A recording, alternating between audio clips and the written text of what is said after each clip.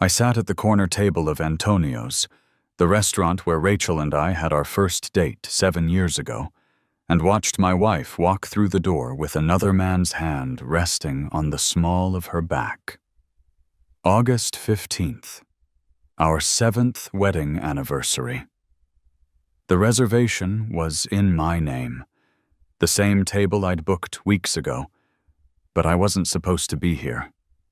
At least that's what Rachel thought. Let me back up and tell you how we got here. 3 months ago, I started noticing the changes. Small things at first. Rachel, who used to fall asleep on the couch during our Friday movie nights, suddenly had the energy to go out with her girlfriends until midnight. Her phone, which used to sit face up on the kitchen counter, now lived screen down in her purse. She bought new perfume, a scent I'd never helped her choose. She joined a gym despite having complained about my gym membership being a waste of money for the past 4 years. I'm not a suspicious person by nature. I'm an accountant, which means I deal in facts and figures, not hunches and paranoia. But even I couldn't ignore the evidence mounting up like unpaid invoices. When I tried to talk to her about the distance growing between us, she'd flash that smile that made me fall in love with her at a mutual friend's barbecue 8 years ago and tell me I was being ridiculous. She was just trying to better herself, she said. Why couldn't I be supportive? The changes continued, subtle but undeniable. She started wearing makeup to run errands. She'd come home from work events smelling like cologne that wasn't mine. Our joint credit card showed purchases from stores she'd normally never shop at. Expensive men's boutiques, high-end wine shops. When I asked about them, she always had an explanation ready. Client gifts, she'd say. Part of the job. Real estate was competitive, and she needed to stand out. I wanted to believe her. God, how I wanted to believe her. We'd built a life together. We had a 3-bedroom house in a good neighborhood. 2 cars, a golden retriever named Bailey, who slept at the foot of our bed. We had Sunday brunches with my parents and monthly game nights with friends. We had plans. Plans for kids, for a vacation home, for growing old together. You don't throw that away over a few inconsistencies, right? The real confirmation came 4 weeks ago. I came home early from work with food poisoning, only to find Rachel on our back patio, her voice low and intimate as she talked on the phone. I heard her laugh, that particular laugh she used to reserve for me, and say, "I can't wait either. Just a little longer." When she noticed me standing at the sliding glass door, she ended the call so fast she nearly dropped her phone into the pool. "Client," she said, but her face had gone pale. Rachel worked as a real estate agent, so constant phone calls weren't unusual. But clients don't make you blush like a teenager. Clients don't make you hide your screen and delete your call. History, which I saw her doing as she brushed past me into the house. I should have confronted her then. A stronger man would have. But I was scared of what I'd find, scared that the life I'd built would crumble if I pulled on that thread. So instead, I did what I do best. I investigated. I checked our credit card statements and found charges at restaurants I'd never been to, always for 2 people. I noticed her car's mileage didn't match up with the showings listed in her work calendar. I found a receipt in her jacket pocket for a men's watch from Nordstrom, dated 3 weeks prior. I'd never received a watch. I created a spreadsheet, because that's what accountants do when their world is falling apart. I documented every discrepancy, every lie, every inconsistency. The data painted a clear picture. My wife was having an affair, and she'd been having it for months. 2 weeks ago, I made a decision. If Rachel was going to take him to our anniversary dinner, our special place, then I would be there to see it. Not to cause a scene, not to confront them publicly. I just needed to see it with my own eyes, to make it real enough that I could finally do what needed to be done. But I wasn't going to sit there alone like some pathetic detective from a noir film. I was going to have my own companion, and I was going to make damn sure Rachel saw me. That's where Jennifer came in. Jennifer worked in my office building, 2 floors up in the marketing department. We'd chatted occasionally in the elevator, exchanged pleasantries at the coffee cart in the lobby. She was attractive, maybe 30 years old, with auburn hair and an easy smile. More importantly, she was going through her own divorce and had mentioned, during one of our longer conversations, that she understood how lonely the process could feel even before the papers were filed. I asked her to dinner. I was honest about the situation. I told her I suspected my wife was cheating, that I believed she'd be at this particular restaurant on our anniversary with another man, and that I wanted someone with me when I confirmed it. I expected Jennifer to think I was crazy, to politely decline and avoid me in the elevator forever after. Instead, she looked at me with understanding in her eyes and said, "I wish I'd had the courage to do something like that. My ex-husband gaslit me for 6 months before I finally caught him. Having proof, having witnesses, makes you feel less insane. I'll go with you." So there we were, Jennifer and I, seated at a table with a clear view of the entrance, both of us nursing glasses of wine at 7:30 p.m. on August 15th. I'd told Rachel I had to work late, that I was sorry, but we'd celebrate our anniversary on the weekend instead. She'd seemed relieved, which should have hurt more than it did. Maybe I was already numb to it. "Are you sure you want to do this?" Jennifer asked, her voice gentle. She looked elegant in a navy blue dress, her hair swept up in a style that showed off her neck. I'd worn my best suit, the charcoal one Rachel had bought me for our 5th anniversary. The irony wasn't lost on me. "I need to," I said. "I need to see it." "And then what?" I didn't have an answer for that. The plan hadn't extended beyond this moment. At 7:43 p.m., the door opened, and there she was. Rachel wore the red dress I'd always loved, the one that hugged her figure in all the right places. Her dark hair fell in waves around her shoulders, styled the way I'd always complimented. She looked beautiful. She looked happy. And the man whose hand rested possessively on her back looked like everything I wasn't. He was tall, maybe 6'2" to my 5'10". He had the build of someone who actually used their gym membership, broad shoulders tapering to a trim waist. His hair was perfectly styled, his suit clearly expensive. He was probably 32, 33, younger than my 36 years. He had the kind of easy confidence that comes from never having to work too hard for anything. The kind of smile that probably made investors open their checkbooks and women forget their wedding vows. I felt Jennifer's hand cover mine on the table, a gesture of support that I appreciated even though my eyes never left Rachel. The hostess led them to their table. Not our table, I noticed. The one I'd reserved was still empty, marked with a small, reserved placard. They were being seated 4 tables away, at an angle where Rachel's back would be mostly to me. But that would change. I knew it would change.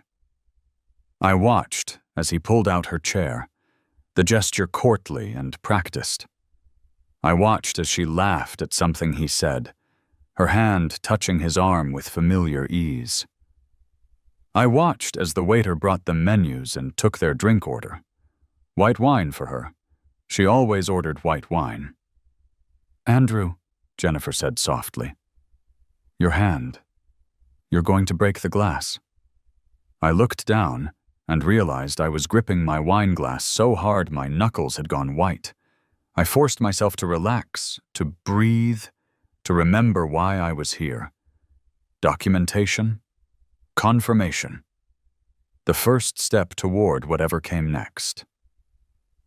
"Tell me something," Jennifer said, clearly trying to distract me. "What was she like when you first met?" I turned my attention to her, grateful for the lifeline. "Vibrant," I said. That's the word I always used. She was vibrant. We met at a friend's barbecue 8 years ago. I was standing by the grill, trying to pretend I knew how to cook something other than burgers, and she walked up with this challenging smile and said, "You know that chicken's going to be dry if you keep cooking it like that."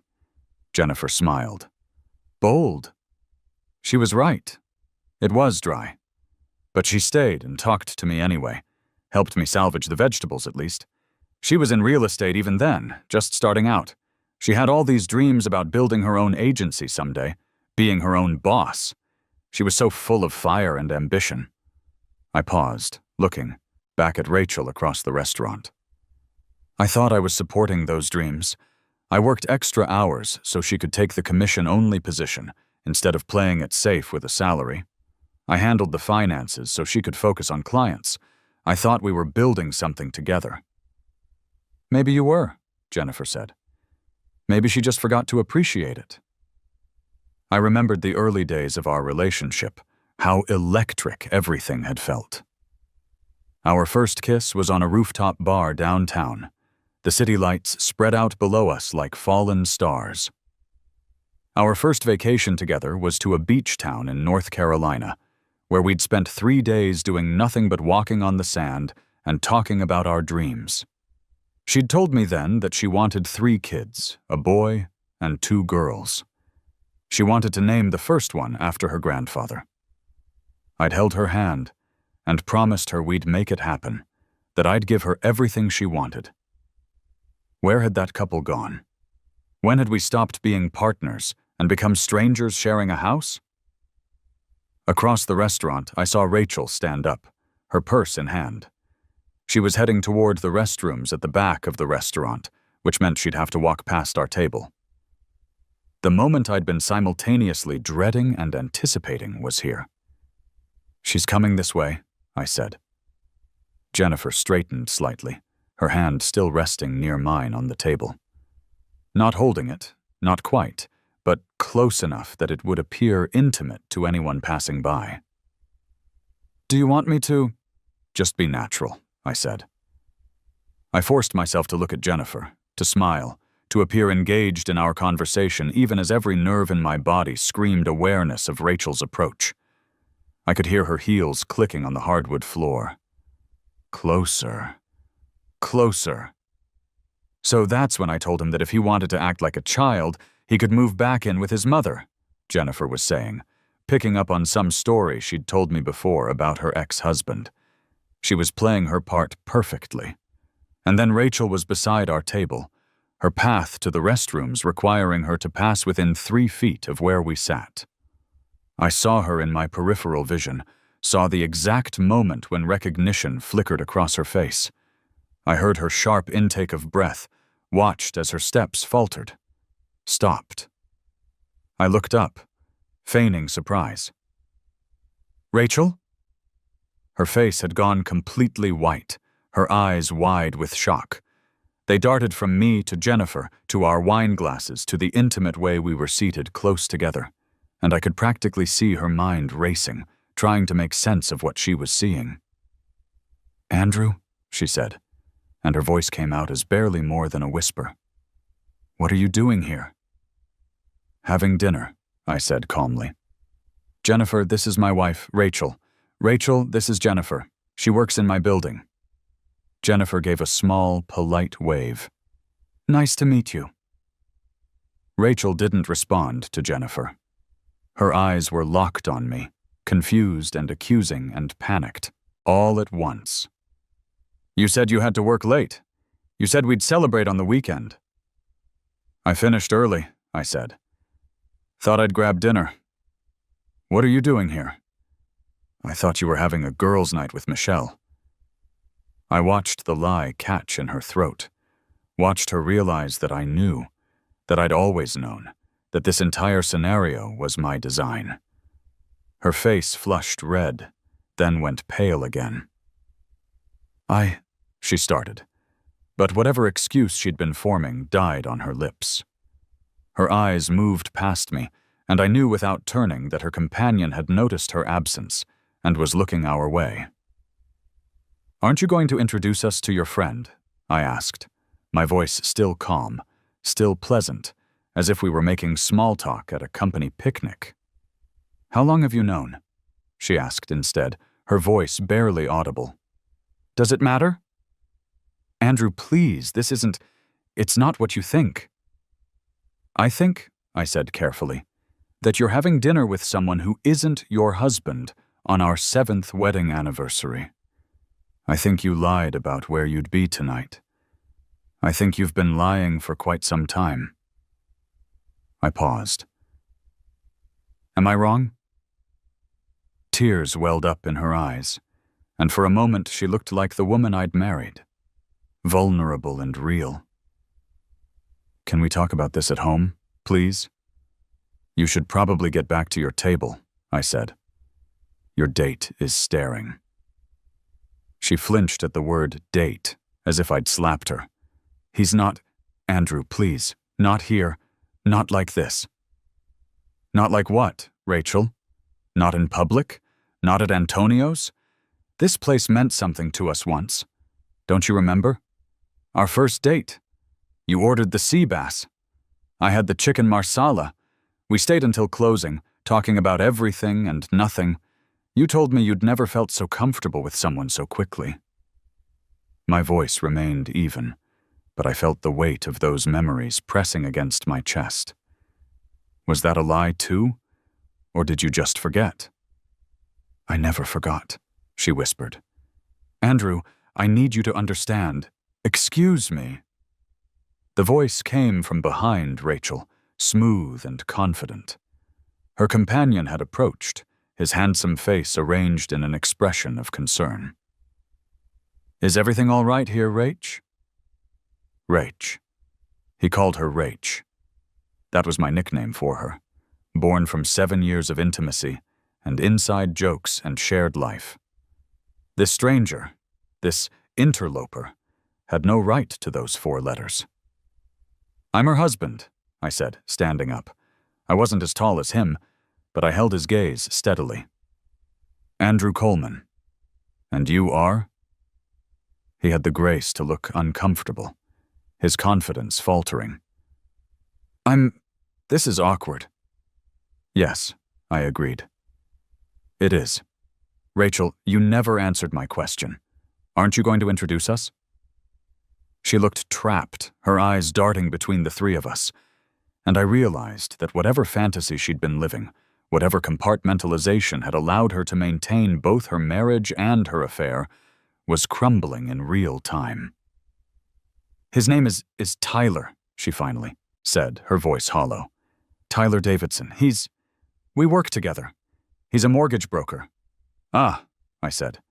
A business relationship. Andrew, don't, she said. Tyler cleared his throat. Look, man, I think maybe I should go. This is clearly between you 2. Stay, I said. Please. You're part of this now, whether any of us wanted it or not. Besides, you have a reservation. It would be a shame to waste it. Antonio's makes excellent ossobuco. That's what you're planning to order, isn't it, Rachel? The ossobuco. It's what you always get here. She was crying now, tears streaming down her carefully made-up face, and I felt a twisted sense of satisfaction warring with the pain that had taken up permanent residence in my chest. How long? I asked. That's all I want to know right now. How long have you been seeing him? 4 months, she whispered. 4 months. A third of a year. All those lies, all those late nights and fake girls' nights and unexplained charges. 4 months of betrayal while I'd slept beside her every night, trusting her, loving her, planning a future that apparently only existed in my imagination. And you? I turned to Tyler. Did you know she was married? He had the decency to look ashamed. Yes, I knew. But she told me the marriage was already over, that you 2 were just going through the motions until she figured out how to end things. I laughed, a bitter sound that didn't feel like it came from me. Is that what you told him, Rachel? That our marriage was over? Because you didn't tell me that. In fact, just last week you suggested we book a trip to Hawaii for Christmas. You asked me to look into upgrading your car, You reminded me that we needed to think about starting a family soon, before you hit 35. I was confused, she said desperately. I am confused. I love you, Andrew. I do. But I also— Don't, I interrupted. Don't you dare tell me you love him too. You don't get to love both of us. Love doesn't work like that. Jennifer spoke up for the first time, her voice gentle but firm.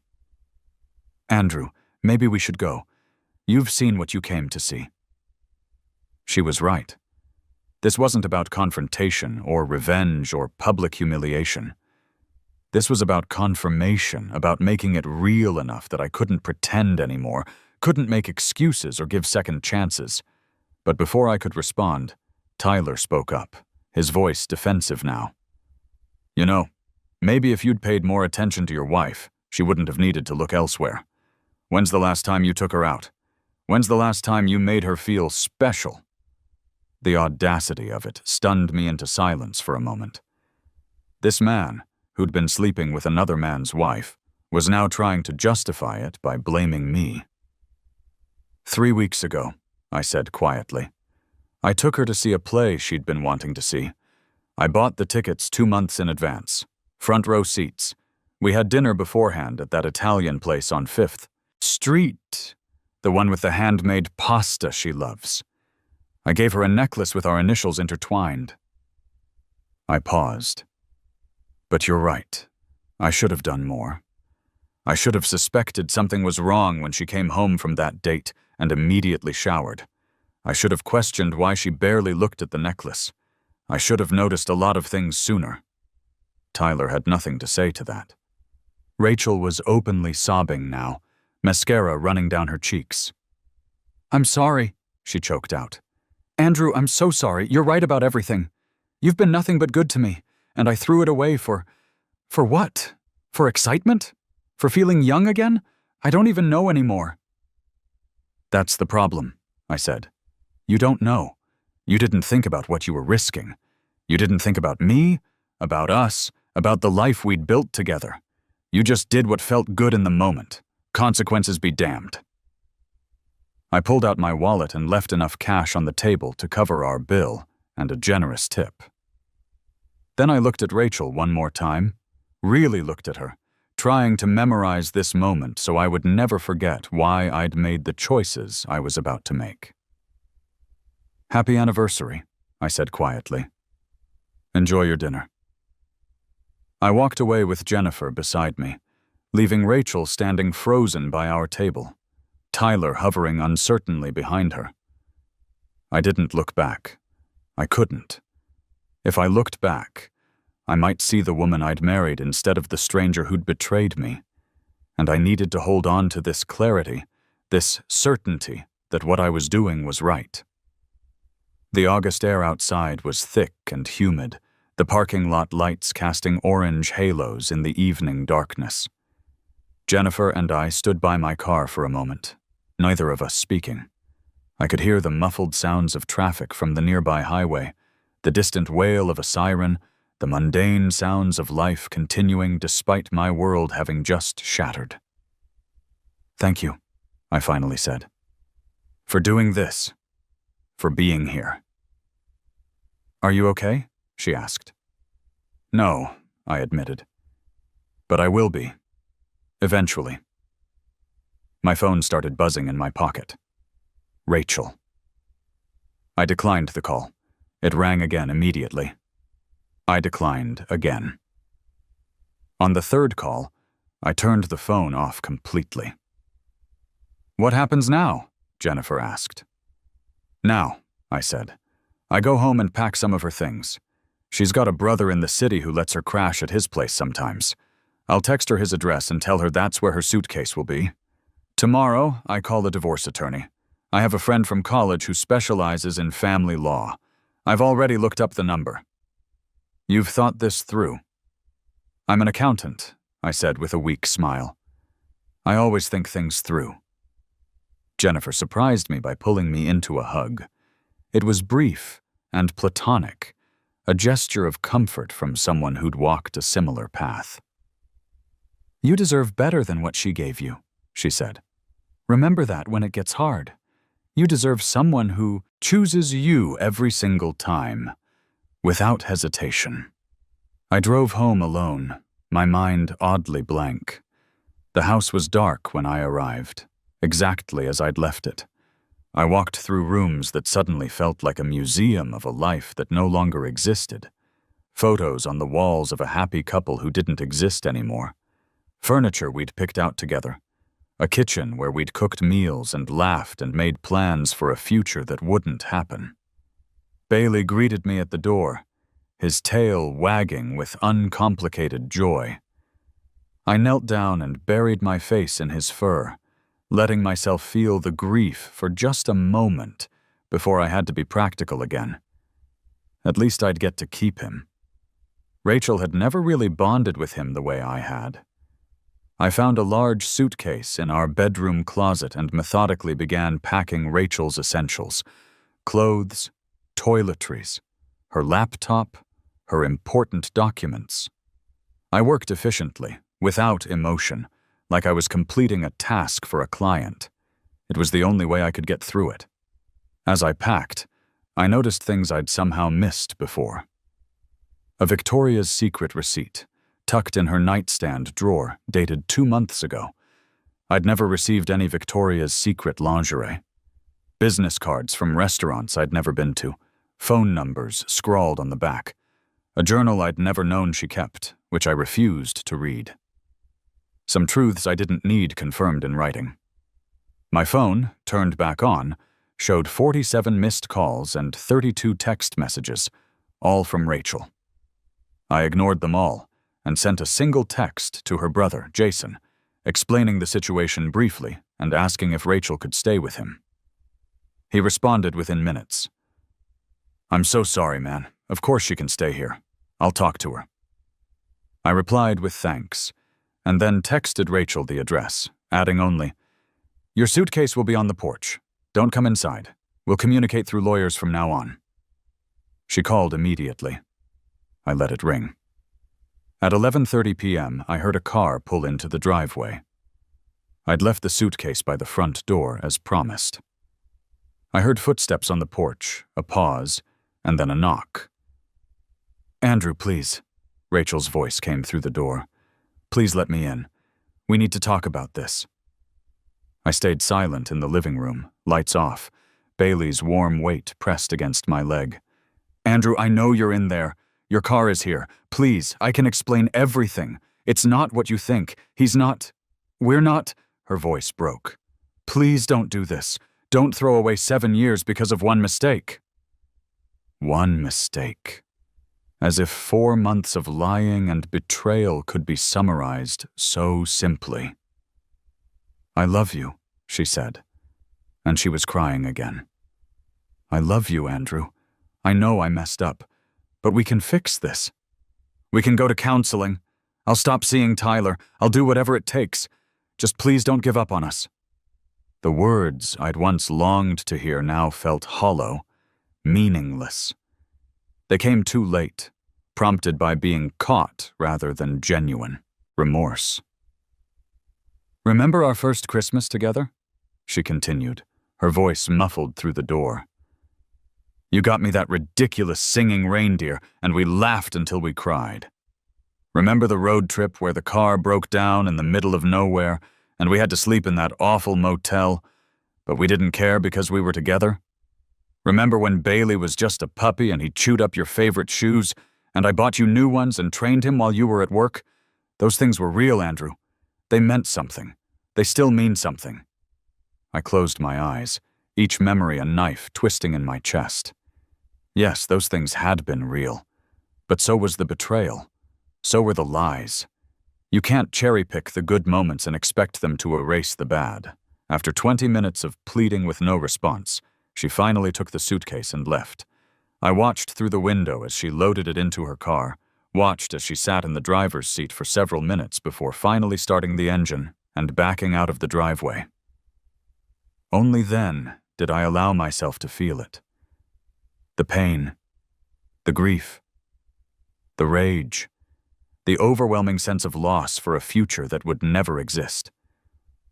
I'd imagined growing old with Rachel, imagined kids and grandkids and a lifetime of shared memories.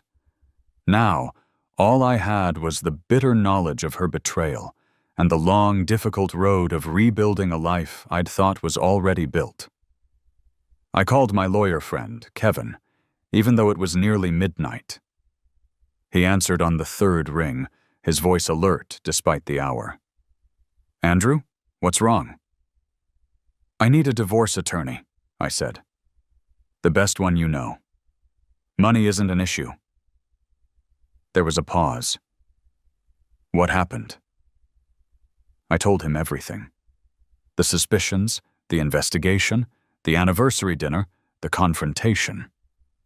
He listened without interrupting, making small sounds of sympathy at the appropriate moments. "I'll give you 3 names tomorrow," he said when I finished. "All excellent, all tough as nails. But Andrew, are you sure? Have you given this enough thought? Sometimes in the heat of the moment—" "Kevin," I interrupted. "She took him to our restaurant on our anniversary. She's been lying to me for 4 months. She bought him gifts with our money. She told him our marriage was already over without ever telling me. What exactly should I think about?" "You're right," he said quietly. "I'm sorry. You deserve better. I'll email you those names first thing in the morning." The next 3 weeks were a blur of legal consultations, document signing, and cold, formal communications through attorneys. Rachel tried to reach me directly dozens of times. I never responded. She showed up at my office twice. Security escorted her out. She sent emails ranging from apologetic to angry to desperate. I forwarded them all to my lawyer without reading past the first lines. The hardest part was telling our families. My parents were devastated but supportive. My mother cried on the phone, not for the end of the marriage, but for the pain her son was going through. My father, a man of few words, simply said, "You'll get through this, son. We're here for whatever you need." Rachel's mother called me crying, begging me to reconsider, telling me that everyone makes mistakes. I gently told her that some mistakes have consequences, and ended the call. Her father called an hour later, his voice tight with anger, not at me, but at his daughter. "I raised her better than this," he said. "I taught her about honor and commitment. I don't know where we went wrong, Andrew, but I want you to know that I support your decision. You're a good man. You deserve better than what she gave you." That phone call broke something loose in my chest. I hadn't realized how much I'd needed to hear that it wasn't my fault, that I hadn't somehow failed as a husband. Our friends picked sides. Some believed Rachel's version of events, whatever that was. Most, when they learned the full truth, stood by me. Michelle, Rachel's best friend, called me 3 days after the anniversary dinner. "She lied to me too," Michelle said, her voice tight with anger. "She used me as an alibi for months. Every time she said she was with me, she was with him. She made me complicit in her cheating without me even knowing. I'm so sorry, Andrew." "It's not your fault," I told her. "I know, but I still feel terrible. For what it's worth, I think you're doing the right thing. She had everything with you, a good man, a stable life, a real partnership, and she threw it away for what? Some excitement? Some fantasy? She's an idiot." The divorce proceedings moved faster than I expected. We had no children, no complicated assets to divide. The house was in my name. I'd bought it 2 years before we met. We split our joint accounts 50-50. She could keep her car, I'd keep mine. She didn't fight me on anything, which my lawyer said was unusual. "She feels guilty," he explained. "She knows she screwed up, and she's not trying to punish you further. Take the easy win." But even an easy divorce wasn't painless. There were still moments that blindsided me. Finding her favorite coffee mug in the cabinet, and remembering how she liked it with exactly 2 sugars and a splash of cream. Seeing a preview for a movie she would have wanted to see, waking up on a Saturday morning and instinctively reaching for her before remembering the cold, empty space beside me. 6 weeks after the anniversary dinner, I found myself signing divorce papers in my lawyer's office. My hand shook slightly as I wrote my signature, finalizing the end of what was supposed to be forever. "How do you feel?" my lawyer asked. "Like I'm closing a book I never finished reading," I said. "Like I'll never know how the story was supposed to end." "Maybe that's the point," he said. "The story you imagined wasn't real. She was writing a different story all along. Now you get to start a new one where you're the author." I saw Jennifer a few times over the following months. We'd meet for coffee occasionally, two people who'd been through similar devastations, offering each other understanding and perspective. She was finalizing her own divorce and dealing with her own demons. "Do you regret it?" she asked me once, 3 months after the anniversary dinner. "Confronting her like that? Making it so public?" I thought about it carefully. "No," I said. "I needed to see it. I needed to make it real, undeniable. Otherwise, I think she would have kept lying, kept manipulating, and I would have kept making excuses." That night at Antonio's, I saw her for who she really is, not who I wanted her to be. That clarity was worth whatever pain came with it. "And the divorce? Any regrets there?" "Every day," I admitted. "Not because I want her back, but because I grieve what I thought we had. I grieve the future we planned. I grieve the trust I can never get back. But regret and grief aren't the same as thinking I made the wrong choice. I made the only choice I could live with. It's been 6 months now since that anniversary dinner. I still sleep on my side of the bed, even though it's all mine now. I still sometimes reach for my phone to text Rachel something funny before remembering. I still see her in crowds sometimes, my heart jumping before I realize it's a stranger. But I'm healing. Slowly, painfully, but genuinely. I've started seeing a therapist, working through trust issues and examining the patterns that led me to miss the red flags earlier. Dr. Peterson, my therapist, has helped me understand that my desire to trust, to believe the best in people, isn't a weakness. It's what made me a good husband. Rachel's betrayal doesn't change that about me. I've reconnected with old friends I'd lost touch with during the marriage. Tom, my college roommate, flew in for a weekend, and we went hiking like we used to. We talked about everything and nothing, and for the first time in months I felt like myself again. I've taken up woodworking, finding something meditative in creating tangible things with my hands. My first project was a bookshelf, crooked and imperfect, but mine. I heard through mutual friends that Rachel and Tyler didn't last. Apparently, the reality of their relationship couldn't live up to the fantasy once all the secrecy and excitement was gone. They broke up 6 weeks after the divorce was finalized. She's living alone now, working at a different real estate agency across town. Michelle told me Rachel asks about me sometimes, wondering how I'm doing, but she never reaches out directly. Maybe she finally understands that some doors, once closed, should stay that way. I don't wish her ill. I don't wish her anything. She's simply someone I used to know. Someone who taught me hard lessons about love and betrayal and the importance of facing painful truths.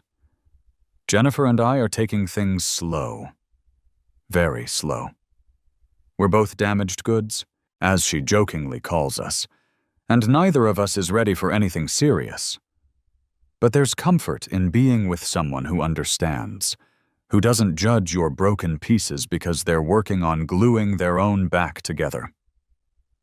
We went to a movie last week, just as friends, and I found myself laughing genuinely for the first time in months. It felt like progress. Last week I drove past Antonio's for the first time since that night. I didn't stop. I don't think I'll ever eat there again. Some places hold too many ghosts, both good and bad. But I looked at it as I passed and felt something unexpected. Gratitude. Gratitude that I'd had the courage to face the truth instead of living in denial. Gratitude that I'd valued myself enough to walk away from someone who didn't value me.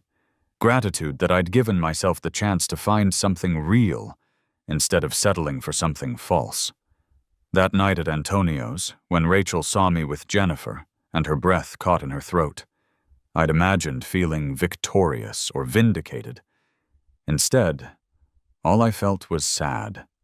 Sad for both of us. Sad for what we'd lost and thrown away.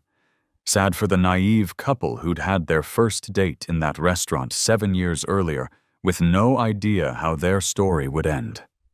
But sadness isn't the same as regret. And as I continue moving forward, building a new life from the ashes of my old one, I hold on to the lesson I learned that August night. Sometimes the kindest thing you can do for yourself is to face the painful truth, no matter how much it hurts in the moment. Because living in a beautiful lie is no life at all. The story of Andrew and Rachel ended that night at Antonio's. But my story, just mine, is still being written. And this time, I'm making sure I'm the only author. I'm choosing my own path, learning to trust again, learning to love myself enough to demand the respect I deserve. It's not easy. Some days are harder than others. But every day, I wake up and choose to move forward one step at a time. And that, I'm learning, is enough.